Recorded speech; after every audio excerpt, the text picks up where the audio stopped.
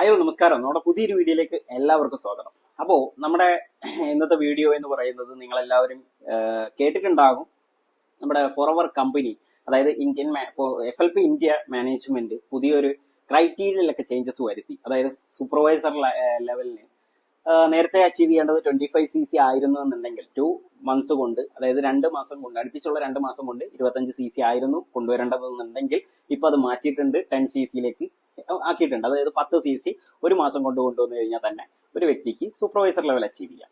ഇത് പല ആളുകളെ സംബന്ധിച്ചും ഭയങ്കര സന്തോഷകരമായിട്ടുള്ള ഒരു കാര്യം തന്നെയാണ്. ഇപ്പോൾ എനിക്കാണെങ്കിലും ഒരു തരത്തിൽ നോക്കിക്കഴിഞ്ഞാൽ സന്തോഷമുണ്ട്. കാരണം പുതിയതായിട്ട് വരുന്ന ആളുകളെ സംബന്ധിച്ച് അവരെ കുറച്ചുകൂടെ അട്രാക്ട് ചെയ്യാനും അവർക്ക് കുറച്ചുകൂടെ നല്ല പ്രോഫിറ്റ് ലെവൽ കിട്ടാനും ഒക്കെ ഹെൽപ്ഫുൾ ആകുന്ന ഒരു ഡിസിഷൻ തന്നെയാണ്. പക്ഷേ മറ്റൊരു തരത്തിൽ ബിസിനസിന്റെ മാർക്കറ്റ് അനലൈസ് ചെയ്തുകൊണ്ട് നമ്മൾ നോക്കുകയാണെങ്കിൽ തീർച്ചയായും ഇത് ഫോറവറിന്റെ ബിസിനസ്സിനെ ഒന്ന് ഉലയ്ക്കുന്ന ഒരു ഡിസിഷൻ തന്നെയാണ്. കാരണം ഇത് എന്റെ അഭിപ്രായത്തിൽ ഇതൊരു വേസ്റ്റ് ആയിട്ടുള്ള ഒരു ഡിസിഷൻ ആയിരുന്നു. ഇപ്പോ മറ്റുള്ളവരെ അട്രാക്ട് ചെയ്യുക, അല്ലെങ്കിൽ പുതിയതായിട്ടുള്ള ആളുകളെ അട്രാക്ട് ചെയ്യുക, അല്ലെങ്കിൽ അവർക്ക് നല്ല പ്രോഫിറ്റ് ലെവൽ കൊടുക്കുക എന്നുള്ള ഒരു ലക്ഷ്യമായിരുന്നുണ്ടെങ്കിൽ, അതുപോലെ തന്നെ ബിസിനസ്സിന് ഒരു കോട്ടവും വരാത്ത രീതിയിൽ മുമ്പോട്ട് പോകാൻ പറ്റിയ രീതിയിലുള്ള ഒരു ഓപ്പർച്യൂണിറ്റി ആയിട്ടായിരുന്നു അവർ കൊടുക്കാൻ ഉദ്ദേശിക്കുന്നതെന്നുണ്ടെങ്കിൽ മാക്സിമം ഒരു 20cc അവർക്ക് ഒതുക്കാമായിരുന്നു. പക്ഷേ 10cc എന്ന് പറയുന്നത് ഭയങ്കരമായിട്ട് കുറഞ്ഞു പോയി. കാരണം വേറൊന്നുമല്ല ഞാൻ പറയാൻ ഉദ്ദേശിക്കുന്നത്, അതായത് ഇപ്പോ ഒരു 25cc അച്ചീവ് ചെയ്ത് വരുന്ന ഒരു സൂപ്പർവൈസറിനെ സംബന്ധിച്ച് അവന് ഒരുപാട് ക്വാളിറ്റീസ് ഉണ്ടാകും. അതായത് ഒരു വ്യക്തിയെ സംബന്ധിച്ച് 25cc എന്ന് പറയുന്നത് 100ൽ 2 പേരായിരിക്കും ചിലപ്പോൾ ഡയറക്റ്റ് സ്പോൺസറിങ്ങിലൂടെ തന്നെ ഈ 25cc കൊണ്ടുവരുന്നത്.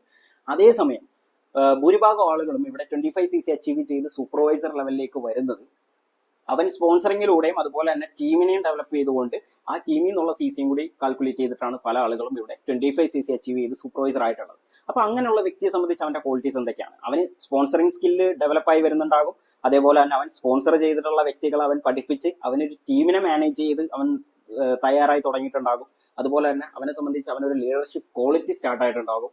അവന് നല്ല രീതിയിലുള്ള ഒരു നോളജ് ബിൽഡ് ആകാൻ തുടങ്ങിയിട്ടുണ്ടാകും ഒരു എക്സ്പീരിയൻസിലൂടെ. അപ്പൊ ഇങ്ങനെയുള്ള കുറെ ക്വാളിറ്റീസിലൂടെയാണ് ഒരു വ്യക്തി എന്ത് ചെയ്യുന്നത്, നേരത്തെ സൂപ്പർവൈസർ ലെവലിലേക്ക് വരുന്നത്. അതേസമയം ഇപ്പൊ ഈ 10cc കൊണ്ടൊരു ഒരു വ്യക്തി സൂപ്പർവൈസർ ലെവലിലേക്ക് വരുമ്പോൾ അതിനകത്ത് എന്തൊക്കെ കാര്യങ്ങൾ ഉണ്ടാവും? ഒരു വ്യക്തിയെ സംബന്ധിച്ച് 10cc അച്ചീവ് ചെയ്യുക എന്ന് പറയുന്നത് ഇന്നിപ്പോ എവിടെ നോക്കിയാലും 10cc അച്ചീവ് ചെയ്യുന്ന ആളുകളാണ്, അല്ലെ? അപ്പോൾ ഏതൊരു വ്യക്തിയെ സംബന്ധിച്ചും 10cc കൊണ്ടുവരിക എന്ന് പറയുന്നത് ബുദ്ധിമുട്ടുള്ള കാര്യമല്ല. അവൻ എന്തായാലും അത്യാവശ്യം നല്ല ലീഡ്സ് ജനറേറ്റ് ചെയ്ത് കഴിഞ്ഞാൽ അതിനകത്തൊന്ന് ലോ ഓഫ് ആവറേജ് വെച്ചിട്ടാണെങ്കിലും എന്തായാലും ഒരു 10cc കൊണ്ടുവരാൻ പറ്റും. അപ്പൊ ഇങ്ങനെ നോക്കുകയാണെങ്കിൽ അവന്റെ ഡയറക്റ്റ് സിസിയിലൂടെ തന്നെ അവൻ എന്ത് ചെയ്യാൻ പറ്റും? സൂപ്പർവൈസർ ലെവൽ അച്ചീവ് ചെയ്യാൻ പറ്റും. അങ്ങനെ നോക്കുമ്പോൾ ഈ 25cc കൊണ്ടുവന്ന് സൂപ്പർവൈസർ ആകുന്ന ഒരു വ്യക്തിക്കുള്ള ക്വാളിറ്റീസ് അവൻ ഉണ്ടാവുമോ? ഇല്ല. കാരണം അവനെ സംബന്ധിച്ച് അവൻ ആകെ സ്പോൺസർ ചെയ്തിട്ടുണ്ടാവുള്ളൂ.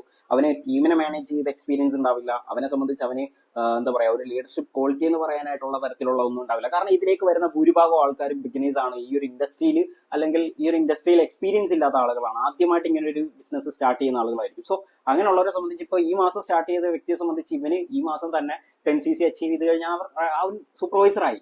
അപ്പൊ ഈ സൂപ്പർവൈസർ എന്ന് പറയുന്ന ഒരു റാങ്ക് ലെവലിന് അതിൻ്റെതായ ഒരു വാല്യൂ ഉണ്ടായിരുന്നു, അതിന് അതിൻ്റെതായ ഒരു പവർ ഉണ്ടായിരുന്നു. കാരണം എപ്പോഴും നമ്മൾ പറയാറുള്ള ഒരു ഫാക്ടറാണ്, മാനേജറിലേക്കുള്ള ഒരു ഫസ്റ്റ് സ്റ്റെപ്പാണ് സൂപ്പർവൈസർ എന്ന് പറയുന്നത്. ഇനിയിപ്പോൾ നമുക്കത് പറയാൻ പറ്റില്ല. കാരണം സൂപ്പർവൈസർ എന്ന് പറയുന്നത് മാനേജറുമായിട്ട് എൻറ്റയർലി ഡിഫറെന്റ് ആണ്.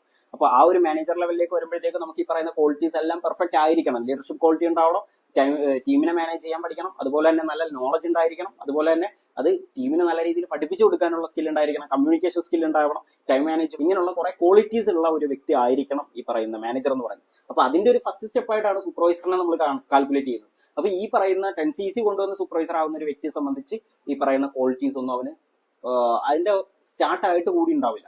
മനസ്സിലായില്ലേ? അപ്പൊ ഈ പറയുന്ന കമ്പനിക്ക് ആളുകളെ അട്രാക്ട് ചെയ്യുക അല്ലെങ്കിൽ കൂടുതൽ ഓപ്പർച്യൂണിറ്റീസ് ആളുകൾക്ക് കൊടുക്കുക എന്നുള്ള ഒരു ലക്ഷ്യമായിരുന്നുണ്ടെങ്കിൽ മാക്സിമം അവർക്ക് ഒരു 20cc ഒക്കെ കൊടുക്കാമായിരുന്നു. അല്ലെങ്കിൽ ക്രൈറ്റീരിയ ചേഞ്ചസ് വരുത്തുമ്പോൾ ഇത് 10cc എന്ന് പറയുന്നത് ഭയങ്കര എന്താ പറയാ, ഒരു റാങ്ക് ലെവലിനെ തന്നെ ഇല്ലാതാക്കുന്ന തരത്തിലുള്ള ഒരു എന്താ പറയാ ഒരു ഓപ്ഷൻ ആയിട്ട് എനിക്ക് തോന്നി.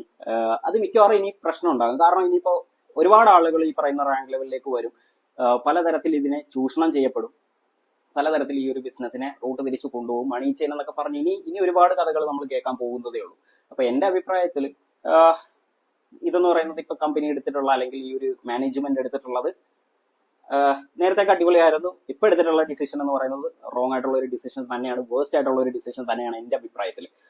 അപ്പോ ബിസിനസ് പരമായിട്ട് നോക്കുമ്പോൾ വേസ്റ്റ് ഡിസിഷൻ ആണ്. അല്ലാതെ ആളുകൾക്ക് ഉപകാരം അല്ലെങ്കിൽ ആളുകളെ സംബന്ധിച്ച് പുതിയതായിട്ട് വരുന്ന ആളുകൾക്ക് ഒരു റാങ്ക് ലെവലിൽ പ്രോഫിറ്റ് ലെവൽ കൂടുന്നത് വെച്ച് നോക്കുകയാണെങ്കിൽ ഹാപ്പിയാണ്.